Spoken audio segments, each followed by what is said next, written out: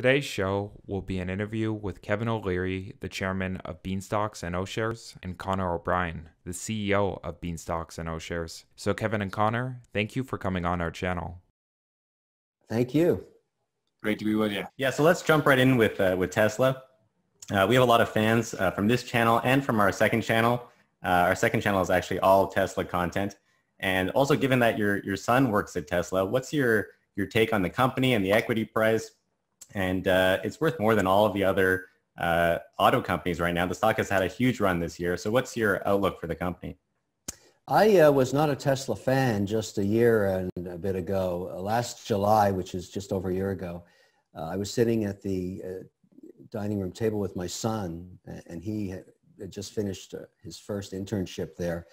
And it was on one of the news network channels we were both watching, and he'd just been downgraded, and the stock went down to about $238. This is pre-split. And my son said to me, Trevor's his name, "Look, Dad, you should buy some of this. I don't have any money, but you do." I said, "I would never buy this. It's trading at a ridiculous valuation." And he said, "You don't get it. It's not a car company at all. It's a data company, and what it does is sends cars out to drive and increase the resolution of its automated database every day. Every car is reporting back to headquarters, making the resolution of the data set better and better and better. And when autonomous driving comes, the company that's going to win is going to have the best resolution of data." That made a lot of sense to me. I mean, it was a different way of looking at it, and certainly those that have looked at it that way have done well. So I bought the stock then, just holding my nose at the value proposition because it was trading at a ridiculous PE then. And it has been the singularly best performing stock in this time frame. Now, I have a investment philosophy that does not allow any stock to become more than 5% of my portfolio. So I've been consistently selling Tesla down to 5%, sometimes twice a week. I mean, it's had such a stratospheric rise. But I've learned a little bit about how they work with their engineers, obviously with my son's experience there. There's no company like Tesla in terms of how it deals with bringing teams together. Very entrepreneurial. They take a very long time to bring in their interns or their full-term engineers. They're classic hire slowly, fire quickly. The teams are extraordinary. And for some reason, and I get it, people want to work for Elon Musk, but he doesn't want it to become a bureaucracy, clearly. He keeps the teams lean and mean. And even if you start as a junior, as my son did as an intern, you have say in what your mandate is. So you're not some guy in the back that no one's listening to, because they don't bother hiring people like that. So it's an extraordinary company. And as a result, those who have owned the stock have been well rewarded. And just out of curiosity, does he, what did he major in when he went to school? And does he work in software or manufacturing right now?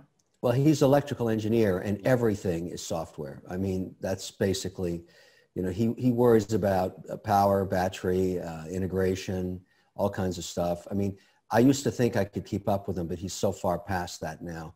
You know, when you get the mindset of engineers that are trying to change the world, because that's what he's into. He's saying, I don't know why we burn hydrocarbons at all. It's crazy. It's a very inefficient way.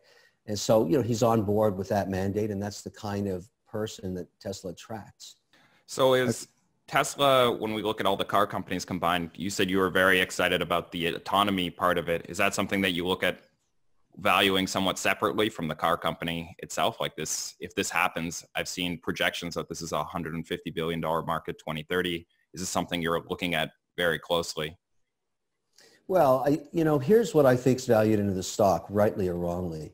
It is an indirect way to own SpaceX, and the technologies that are being developed there, some people find their way into the engineering designs of Tesla automobiles. I mean, that may or may not be true.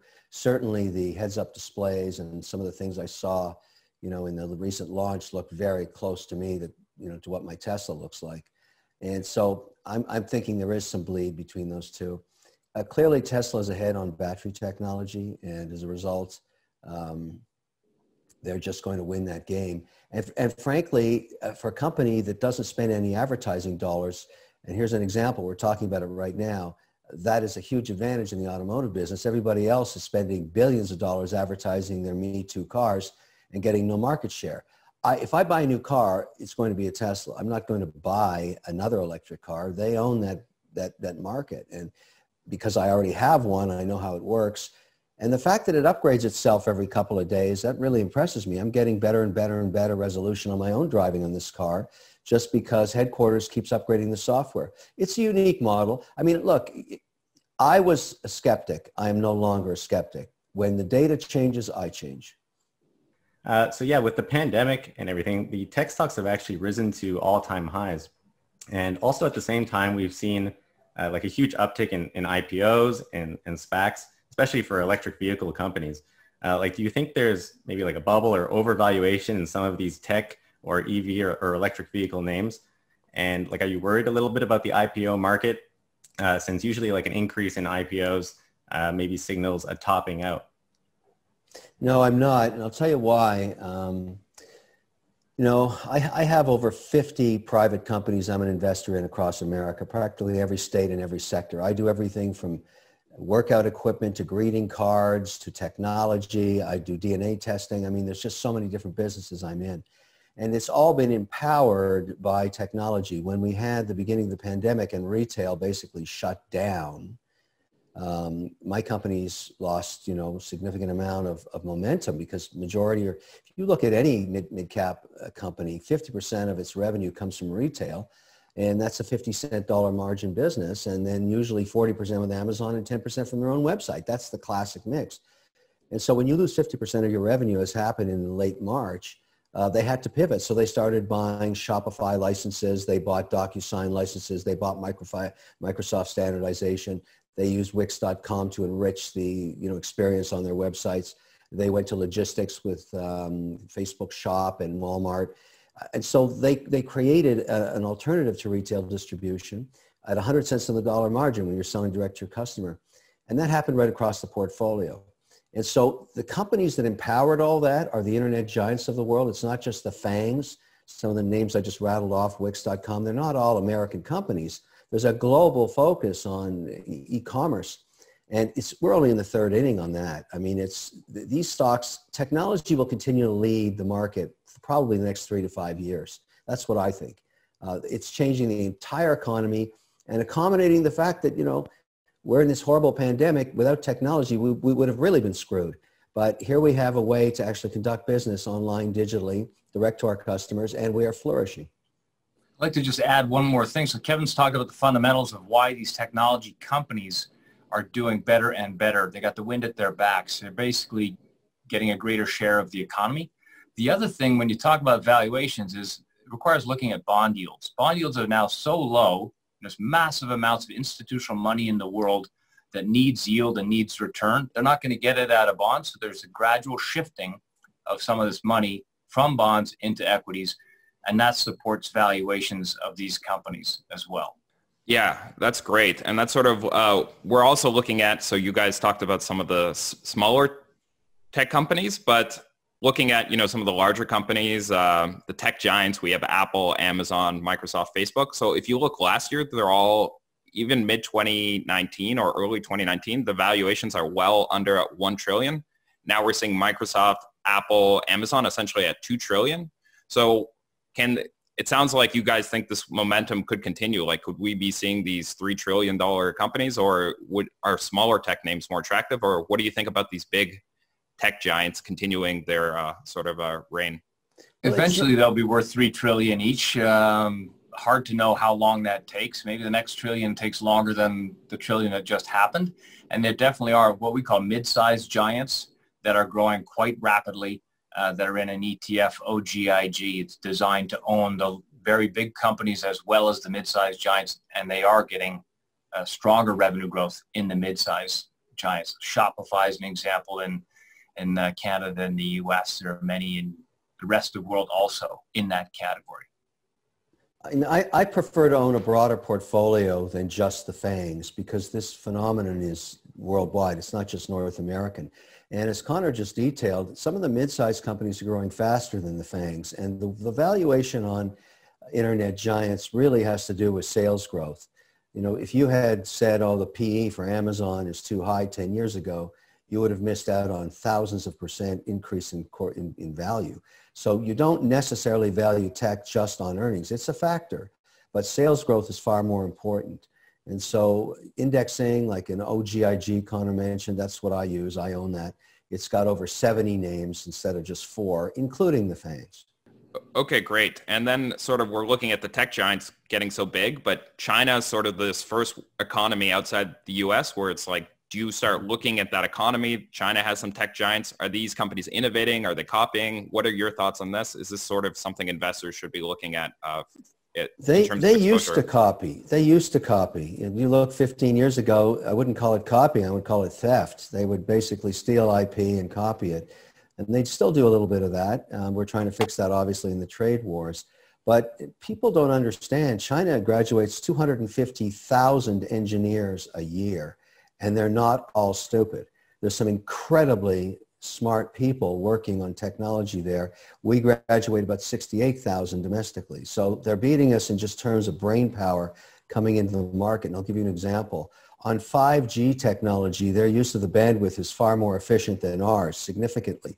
They can get farther distance and a much, much more efficient, maybe as much as 20% more data crammed into the same spectrum than we can. And so, you know, the Huawei technology is coveted by many European countries, and yet I understand the political issue of it, but they're ahead of us on 5G and we're trying to catch up. So China is a very important player. Clearly, I do a lot of business there in terms of supply chain, and I would like to see a trade deal worked out where it's leveled. We level the playing field. I don't get access to their middle class market, and I have to give my IP to them. I don't appreciate that. They don't get treated the same here. So we've got to fix that. And, you know, that's a different topic of discussion. But no question about it, they are a major player in technology. So I wanted to sort of switch gears. We talked a bit about domestically. What is going to happen with these different election scenarios? Is there a risk for different sectors more, like our pharmas, banks, technology? Is any industry a bit more affected if the Democrats or Republican wins? Like, would you even care in terms of investing to look at the election scenarios that could be coming up for 2021? I'm not sure it's going to matter that much. I'll tell you my thought on it. Regardless of the outcome, the unemployment rate is around 8%, and whoever becomes president is going to want to get it back down below 5%. And that's not easy because the pace of growth is slowing in terms of job creation. And so the focus will be on that. And also there's likely to be another stimulus package, whether it's 1 or 2 trillion, we don't know. But it doesn't really make a lot of sense to pour $1 trillion on top of the economy and then just tax it back right away. So I don't think we're going to get tax increases if Biden wins very soon, because you got to let the stimulus do its work, particularly in small and mid-sized business. So that, you know, that's just rhetoric, I think, from his camp. He's got to be that way given his support base with all the tax the rich rhetoric. But I don't think that's policy he's going to implement, not while he's pouring money from the sky.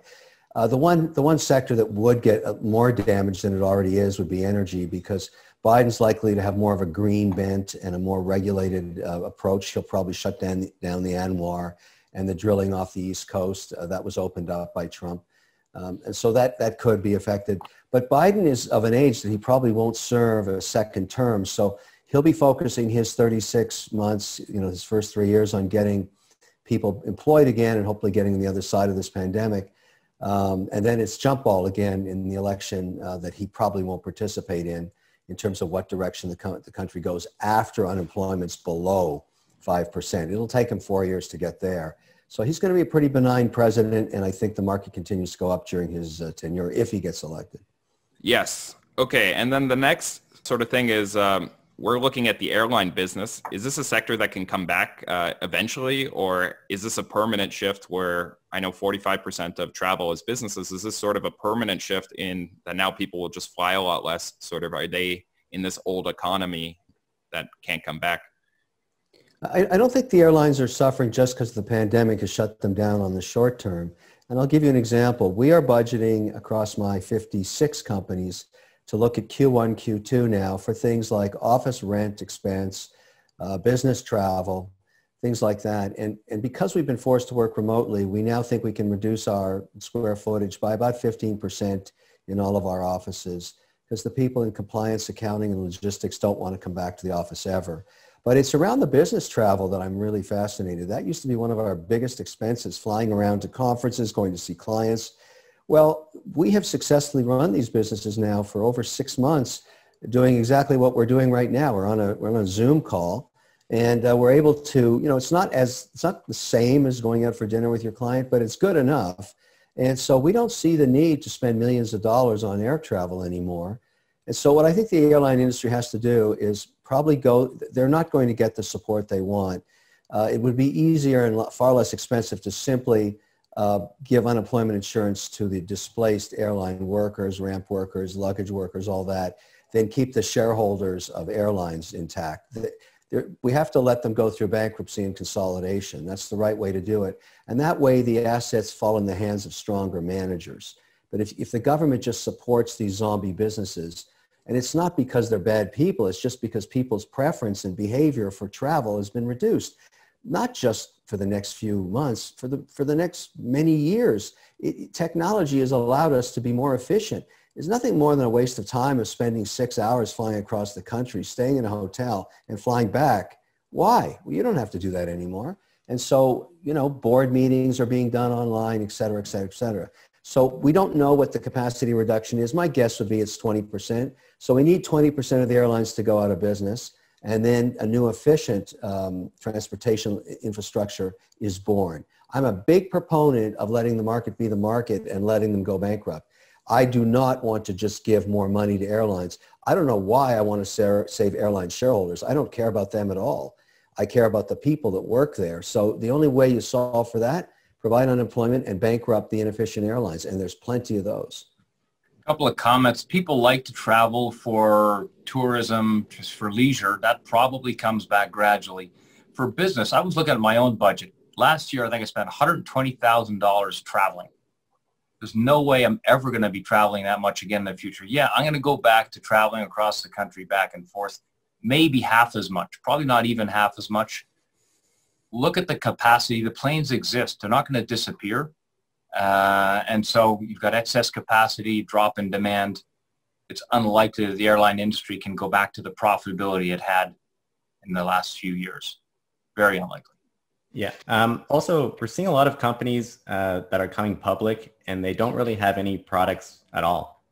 So like what skills, Kevin, or strategies or like a checklist or something from Shark Tank do you use to avoid these companies that are completely full of it? Well, if you can get money for nothing, obviously you try, and it's wonderful. Sometimes that happens. It's been happening a little bit in the SPAC market where Nikola became public with a SPAC, and recently yesterday Playboy, which I don't think is any more than a brand today, was taken over for over $400 million by a SPAC. So SPACs are buying some pretty ethereal assets because it's not their money. They've been able to raise it on an open book basis from shareholders. And it may be speculative. It won't be. You won't know for years. But it's clearly some people claiming it's bubblicious in that sense. And I don't know yet.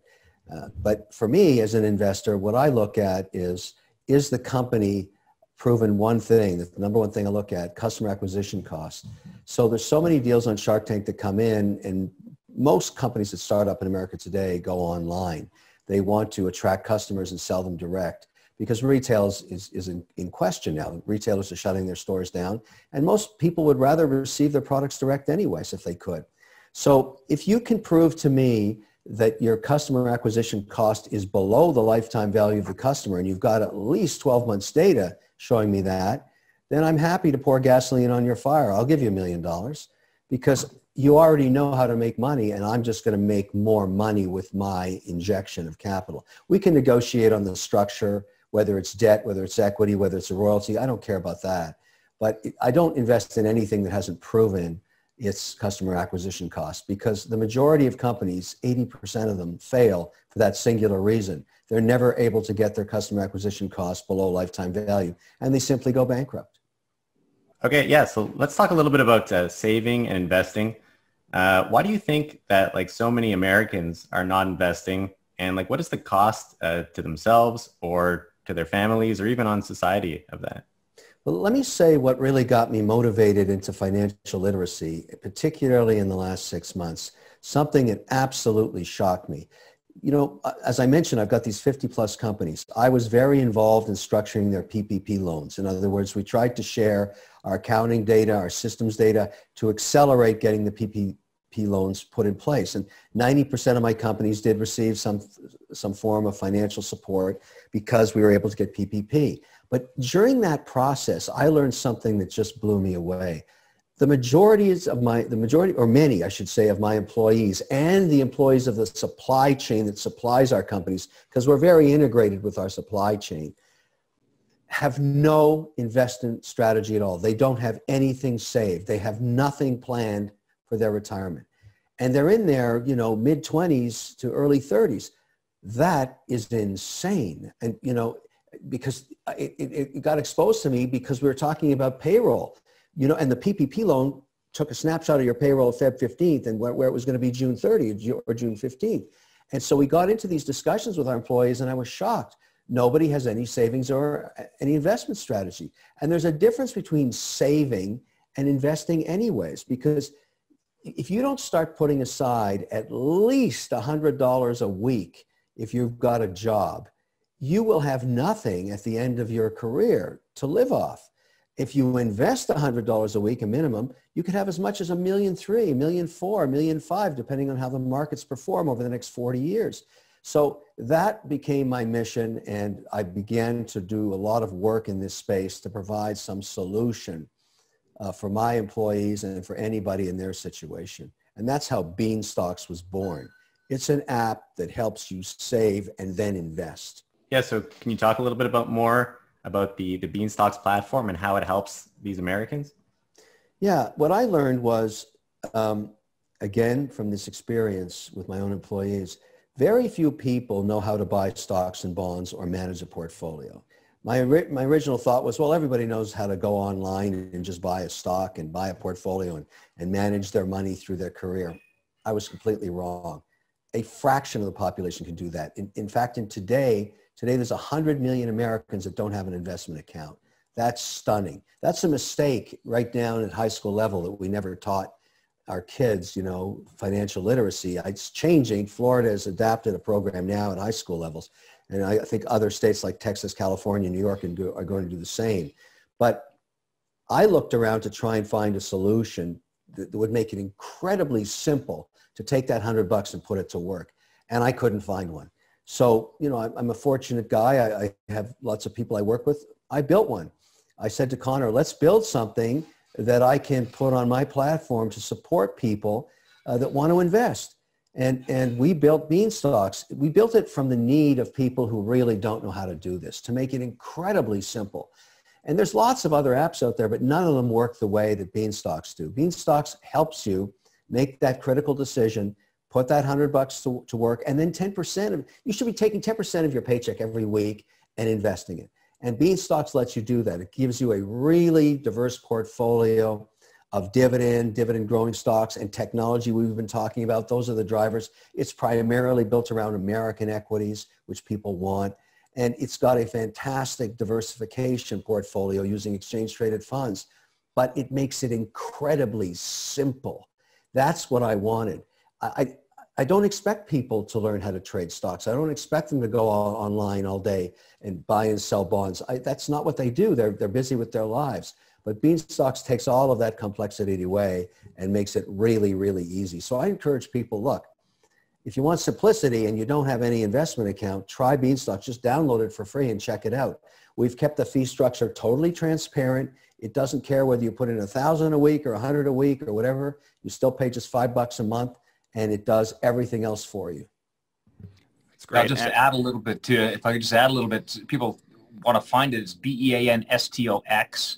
And the way the money is invested is probably the most important thing people should think about when they look at how they're going to pick and choose which way to, which service to use. And Beanstox is designed to reflect the investment philosophy that Kevin just described. Mostly U.S. stocks, dividend growth stocks, technology stocks get a lot more emphasis in our investment methodology. We use ETFs to get diversification. That helps reduce risk. And above all, create for people the structure to simplify the way of putting $100 a week to work. They could choose to put 80 or 50 or 200 or whatever number they want. Simplify it so it's done for them automatically. Dividends that are generated by the ETFs, reinvested automatically. Our investment process, if there's a decision to increase the investment allocation to, let's say, technology-related ETFs, that's done for them automatically. So it's really simplicity by giving people a personalized portfolio that's managed by the system for them. That's great. And how do I access it? Is there like a web portal and an app, or is it just an app to download? It's app. It's in both app stores. So the iOS or Apple App Store, as well as Google Play Store under BEANSTOX. Sounds great. And one thing I've worked actually with one robo advisor before. And one question that I had for them when I talked with them is, how do you ensure security? And security, I guess, would be customer information, but also in terms of how the money that I have there, I want to make sure my ETFs are safe, that are stored with your company. Yeah, I'll answer that. And, Kevin may want to add. So first of all, the data is all encrypted using bank level security. So people's data is secure that way.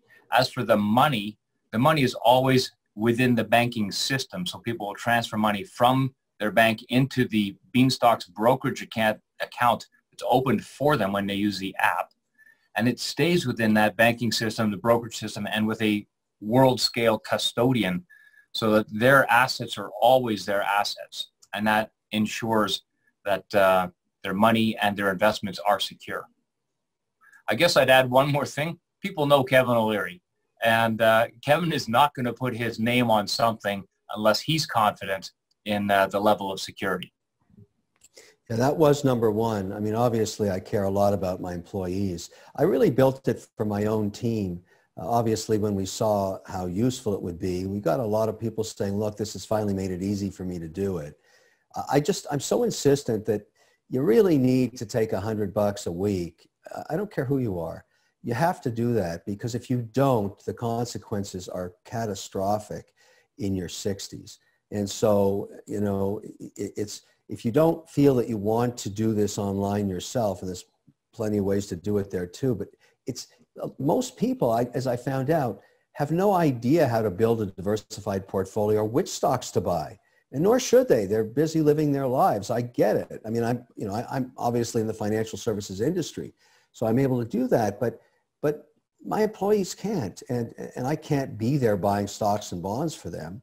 This is better. This works way better. It's much easier to do, and you know, I'm very proud of it. We put a fair amount of effort into what we've created here, and I think those that try it will find it very, very useful. And above all, there's some crap you don't need to buy every week. There's $100 worth of crap you don't need to buy. Invest in yourself instead. That's my message to everybody, and use Beanstox to do it. Josh, you asked earlier, and Kevin answered, why is it that people aren't investing? And Kevin just touched on the answer another way. They're fearful. They're scared because they're not sure they know how to do it, so they don't do it. Kevin had this other line he mentioned on a recent call. Said, you know, people aren't investing because they think investing is scary. How about finishing your career and retiring with no money? That is really scary. So that's one of the ways we're trying to explain to people the motivation for them to get investing. And then back to the app itself, it's easy. Download it, connect to your bank, put in a few personal details regarding your financial goals, and get a personalized portfolio. Everything else is handled for people automatically. We really do think it's terrific. Oh, that's great. And no, these apps are really exciting, but at some point it sort of leads to a lot of people have become futurists in this pandemic, where people are apps like Beanstox and other fintech apps are replacing, maybe disrupting the investment industry right now. But how do you see in the future, are fintechs going to start disrupting, you know, the big financial giants, the big banks in the US, the big banks in other countries? Will fintech keep disrupting these areas? I don't think so. The banks were originally set up with their investment arms to service people that started with $100,000, $200,000. And it kind of waited till people were old enough and had that savings to go put to work. But that's not the way to invest. The way to invest is to start in your early 20s. And so most investment bankers don't care about you when you're 19 years old. They're waiting for you to amass more assets. And the fintech industry, including Beanstox, is taking aim at that 100 million people that are either too scared or are ignored by the banks. It's not, going to replace the banks. There's always going to be room for what they provide. But it's going to broaden the size of the market that become investors, and certainly going to bring younger people into the investment mode much earlier than they would have in just the old model. So, I think fintech's done a great job in helping people become investors, and Beanstox is part of that community. We're innovating all the time. We make it better and better on a constant basis, and we listen to the users, and we listen to what they want, and we just keep expanding the feature set. And at some point, maybe when they've amassed $250,000 or $500,000, they may expand into the banking system in a different way. And who knows? But at least Beanstox will have got them on their journey and got them going into a place where they can amass assets starting in their 20s. Yeah, just to add to that, Beanstox really partners with the banking system, from custody through trading to money transfers. They're all making a little bit of money off these services that they're providing to Beanstox and to our clients.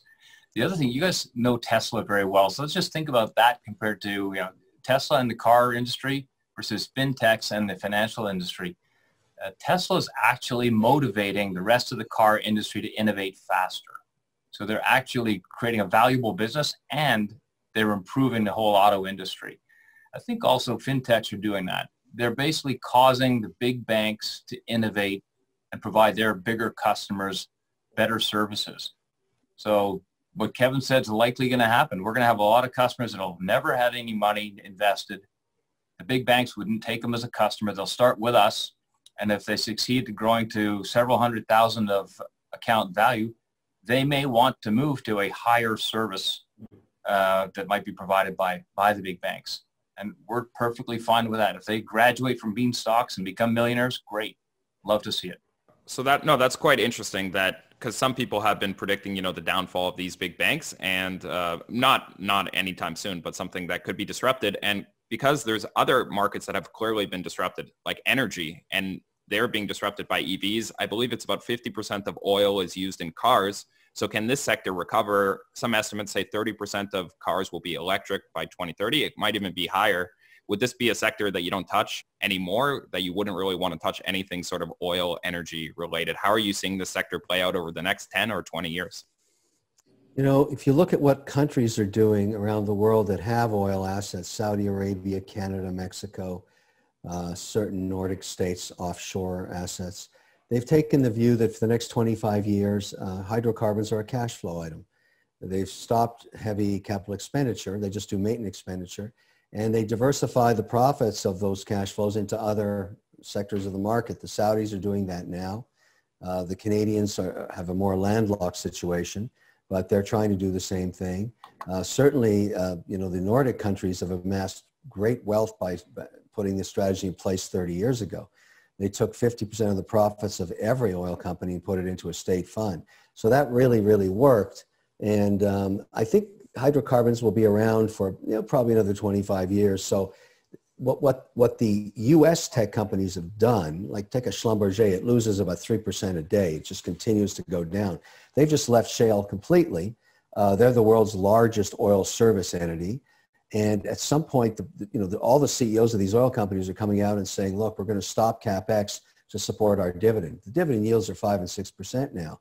So we don't have a lot of exposure in O shares or in Beanstox to oil because we don't think it's a great place to deploy capital. But it doesn't mean that there won't be investment interest in it if it's well managed. If the decline is well managed, I don't know many people that think it's a great thing to do, burn hydrocarbons. I mean, that's come to the fore around the world. But it doesn't mean the industry won't be around in 20 years. It probably will be in a different state. We've also heard Kevin mention that like Facebook is used among the majority of your companies as like a great targeted advertising tool. We're wondering like what other products or services throughout your companies that you might have insight on Like, I don't know, we're seeing like a lot of Microsoft 365 and maybe Slack for communications. But what other types of like productivity apps or anything like that, that maybe somebody who only works at one company wouldn't be able to sort of see across like the multiple companies that you see? That's a really insightful question. Let me answer it in a way that I would have never anticipated 6 months ago. So let's just take a company, a typical company that was, 50% retail, which was the majority of them. What happened, the reason that Facebook is getting 80% of this we're doing our budgets for Q1, Q2 right now, and I looked over and the reason we do that is so we can aggregate our Facebook buy and get a better deal. I mean, we spend so many millions of dollars across the portfolio on digital that we try and do things to reduce our costs. And the reason that Facebook has become so important for the next year is that it provides for geo-locked advertising. So if we're not opening up a store in Amarillo, Texas, or Champaign-Urbana, or Chattanooga, Tennessee, and we want to tell our customers we're still in business and we can service them directly by shipping to them, we buy a geo-locked ad for a 100-mile radius. There's no other platform you can do that with and measure the results. And so between Instagram and Facebook, that is why we spend 80% of our dollars on Facebook. And by the way, it's the same for small business. I mean, the entire, 60% of the economy, which is small business, probably 80% of the digital spend is on the Facebook platform. And that may change one day, but not right now.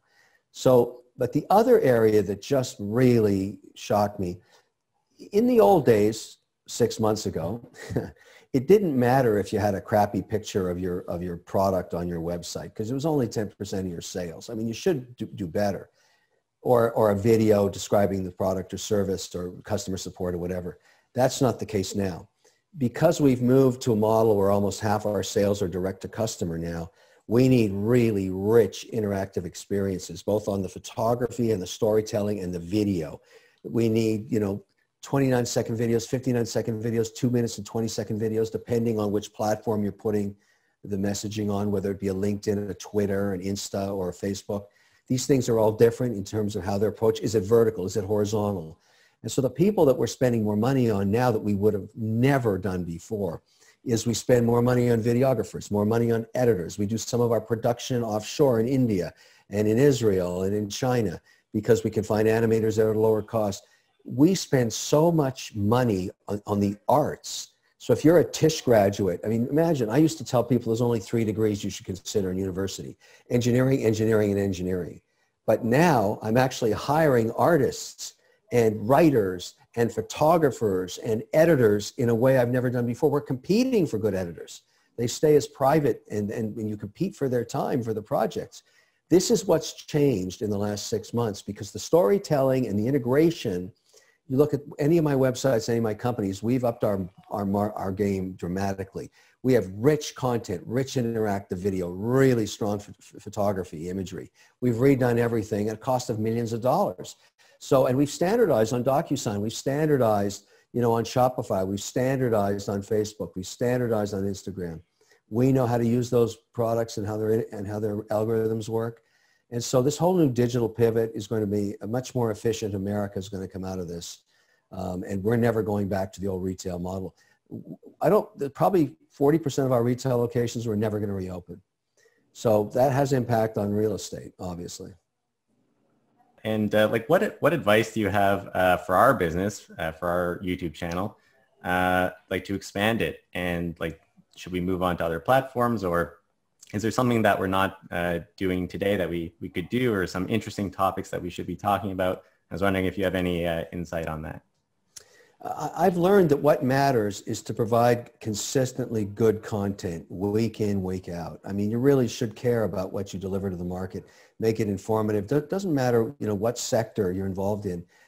I do a lot of work in the watch industry, and I know all the watch bloggers and all the YouTubers that are in that space, and I'm very engrossed in that area. It's something of interest to me, and also in music. And I find the people that really build up huge constituencies and subs and subscribers are the ones that deliver me something every week that I'm interested in. And so, it's like running your own television channel. You guys know that already. You want to reach out, get the guests that are current and you want to get, data that's new, that's what I recommend, because I'm part of that community now. I mean, I broadcast every week on my own YouTube channel, Ask Mr. Wonderful, and my users are very aggressive in terms of what they want to know, and I listen to them. They want to go in this direction, they want to go in that direction. I listen, and that's what we produce. And I interview my fellow sharks, and I do all kinds of stuff to satisfy their demand. But I totally agree with you. It's the new way of communicating, and once you have a subscriber, they're going to be loyal to you unless you give them a reason to leave you. So it's your problem if you're not delivering, and that's why they call it work. Great. And yeah, so that was everything we had. This was a great interview, but we wanted to finish on if you had any more thoughts on Beanstox to tell us about before we end this interview. Well, I can't say enough about, what I've learned in the last 6 months. And I know that many of you listening out there don't have any savings, you have no investments. That's horrific. I really want you to download Beanstox. It might help you think about your future, and it may help you realize that $100 a week is very doable. You can do it, and that's helping yourself. It's investing in yourself. So next time you're looking at that pair of sneakers or another pair of jeans or some piece of crap you don't need, don't spend your money on it. Spend it on yourself. Put it into a portfolio in Beanstox and let it grow. And watch what happens week in, week out. You're going to learn a lot about investing. And the difference between saving and investing, bank accounts barely beat inflation now. You need to invest in your future. And that means let the market provide for you what it's done for decades prior. I just want people to try it. I really am. I've got a big motivation now in financial literacy. It's my big theme for 2021. I'm going to be running around the country virtually, pounding the table in high schools and in sessions like we're having right now about trying Beanstox. I really want people to try it. If you like this type of interview, please hit the like button and subscribe to our channel. Let us know in the comments if you'd like us to interview other people. Put their names in the comments and we'll see if we can get them on.